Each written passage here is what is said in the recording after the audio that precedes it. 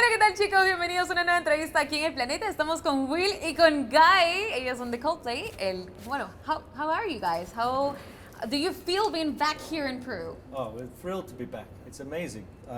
We've only played here. We've only been here once before, and we had such a fantastic time last time we were here. The crowds are always wonderful. The people are beautiful.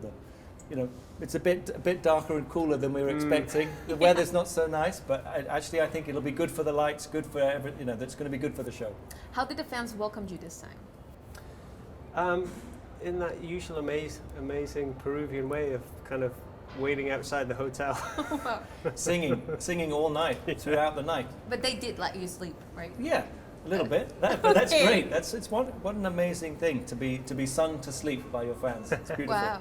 Okay, well, I have news for you. You probably know it already, but you have become the first English-speaking band that has had a sold out, like 2 consecutive dates.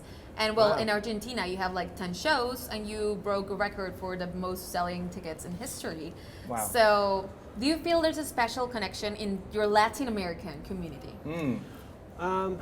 Well, we always have an incredible time when we come here, and we've been coming quite a long time now. And I think every tour that the tour that we're playing on now is really a culmination of all the ideas that we've had from all of the other world tours that we've managed to do over the years. And so we've really just, I think, ended up with a very good reputation for putting on a good show, and it's something that we're constantly trying to get better at and constantly trying to come up with new ideas. And I just think people are aware now that if they come to our show, it's much more than just sort of seeing a band play music. We try to make a very big space feel very small, which is I think the biggest challenge. I think, and there's something about, obviously, the passion of the Latin crowds are they're just so keen to hear music, and I don't know, something about the color and the spectacle seems to agree with people here. So yeah, we love playing in all over the world, but Latin America is pretty special for us. Yeah, I think we're really hyped also. Like, whenever I talk to artists, they also say we're really, really intense. Yeah. Well, for sure, the loudest singing, cheering fans in the world, Yeah. bar none. Mm-hmm. And well, you said you had like a time to inspire from your other tours for this one, but I mean, you did have a lot of time because you weren't touring until you find a sustainable way to do it, and you managed to do so. So how did you do it? Well, it's still a work in progress. It's still it can be better, but I think the idea was to significantly decrease our carbon footprint, and the aim is to make sure that was by 50%, and we're getting very close to that now. I think it's important for us to try and do something within our business, within our industry, because we're fortunate enough to be able to do it. I think sometimes to innovate and to experiment with new technologies, you need to be in a position of that you can handle it if it goes wrong, or you can, we're lucky that we have amazing fans all over the world and we get to play big shows, and so I think it's the perfect place to try a lot of these things, and hopefully if lots of them are really working, and our dream is that other artists use that same technology and use our ideas and grow it and make it better, and we want to make sure that it's not just something that benefits us. We want to raise the level of the whole the whole business, so people can see that it's not only ecologically sustainable, but it's financially viable as well. So we are happy to kind of to pioneer this stuff, and knowing that some of it is great, some of it hasn't worked out as well as we wanted, but we're just keeping on pushing, and hopefully we'll end up with something significantly better. What would you say was the hardest part of making this tour eco-friendly or more sustainable? I think the biggest challenge still, which we're still working on, is the freight. Moving of all of the equipment from one country to another, from one continent to another. That's still part of the hardest part to control or to have any influence over. So that's something that we're still working on and still looking at different options and different ways of doing it. How did you guys came up with the idea of using, this was really mind-blowing for me. I mean, well, here in Latin America, we do not have those options, but kinetic energy. I read something. You have them at Glastonbury Festival, I think, over there. So, Sure.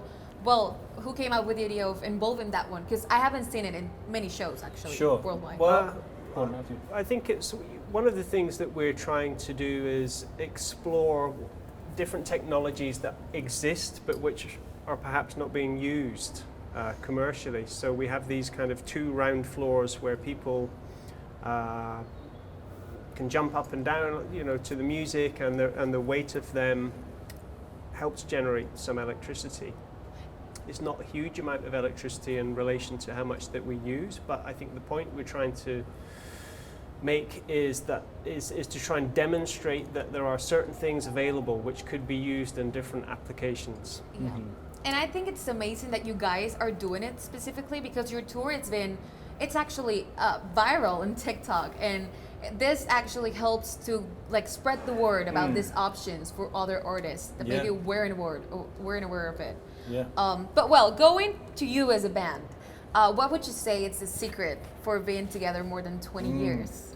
Gosh, well, I think we're very aware of how lucky we are, the opportunities that we have, and when we were very young as a band, we understood very early that the chemistry and the band is more important than the individuals.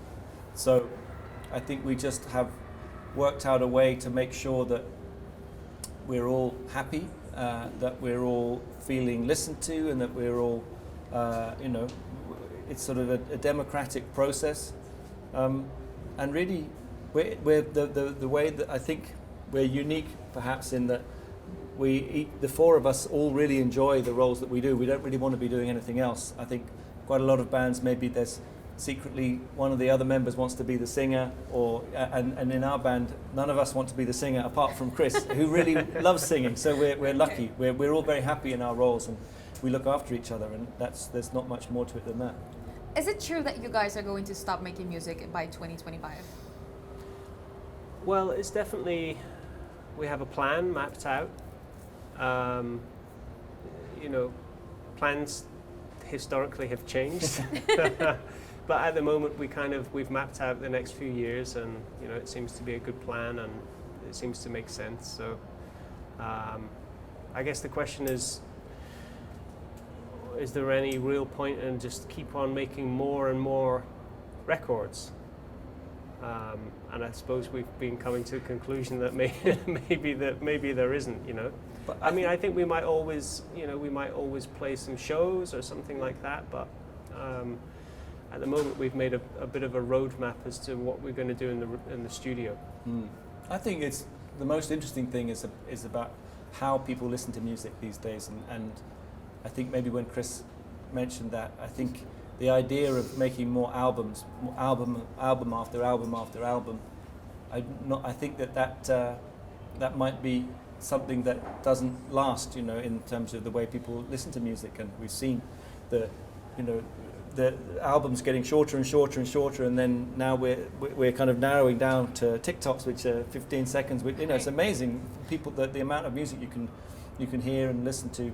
So I think it's mostly about just we want to consider how we release music. I think there will always be opportunities for us to write music together, and we love it so much. So it's just about how that appears. Okay, I also heard that, whenever you just put out your last proper record, that was the word, you would just then, okay, we've done it, then let's just tour around the world, and but no new music. So what would a record had to have in order to be the last proper record? Oh gosh. Well, I think the idea of trying to think back on what we've learnt in the last 25 years, trying to use all of the skills that we've accumulated and all of our songwriting and musicianship, and I'd like to think that it would represent a kind of just a sort of summary of everything that we've done, and almost like at the end of a musical or at the end of a film, there's a piece of music which just seems to capture the whole thing, and I think I would like to think that that's what we would end up with, but who knows? Right. We've got so much to do between now and then. You know, we have a concert tonight, then we have Yes, another one, and then we have exactly. 10 in Buenos Aires, and so we've got hundreds of shows to play before we think of that. So, but it's all very exciting. What was the most exciting part of working, speaking now about your albums, on Music of the Spheres? Well, we worked with Max Martin, who's become a very good friend of ours. He actually worked on one of the songs on the previous album, so we kind of got to know him a little bit in that process, and it was really inspiring to work with him in the studio. We had a very memorable recording session in Stockholm, in Sweden, where Max is from. And you know, everybody was happy. You know, it's not always the case when you're making albums where everybody's enjoying the process, but it was a very enjoyable process with Max.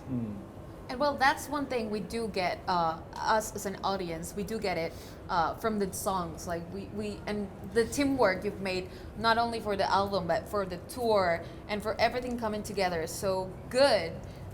So yeah, that's why I think this is a great success for you guys. Thank you. That's So very nice. congratulations Thank you. on that one. Thank you. Is there a song, just to wrap up, is there a song that you ever just dropped in your career and never thought it would have a success like it did? Like it surprised you? Interesting. Well, I would say Yellow. You know, the first single, Second. second But single. yeah. That became a song which was played on national radio in the UK, and of course we enjoyed the song and we felt proud and happy of it, and we thought it would do well. But I don't think any of us could have predicted how popular that song was to become. Yeah, well, Yeah. it was a really good song. I actually have it on my jacket right now. Yeah, I'll very show you cool. later So on. Very cool. Okay, so to finish up, what would you say is your favorite album in your whole career? Oh gosh, It's a hard one it's very difficult. No to pressure. talk about Well, right now, publicly. It's, Yeah. it's a bit like, Exactly. it's a little bit, you know, because our albums are like our children. You know, if you have more than one child, you know, Right. you should never really But there's discuss. always a favorite. There is, always but a you should favorite. never discuss that. yeah. But nobody's gonna tell your I think albums you said that. I think Or at the the moment we're enjoying A Rush of Blood to the Head because it's its birthday. It's 20 years old, isn't it? It's kind of it's a grown up now. Right. It's 20 years old, and so we're celebrating that. And that was it's hard work to record that album, but it was a very special time in our band's career. It's when it jumped up a big level between the first and second album. So I think right now we'll wish it a happy birthday and you know, and then we'll think about the next one. Okay, perfect then. Happy birthday then. Well, okay guys, can you please invite all your fans to listen to your songs in Radio Planeta?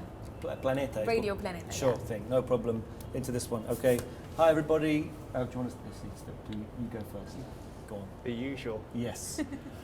Hi, I'm Guy. I'm Will. We're from the band Coldplay. We're so grateful that you're going to be listening to some of our music here on Radio Planeta.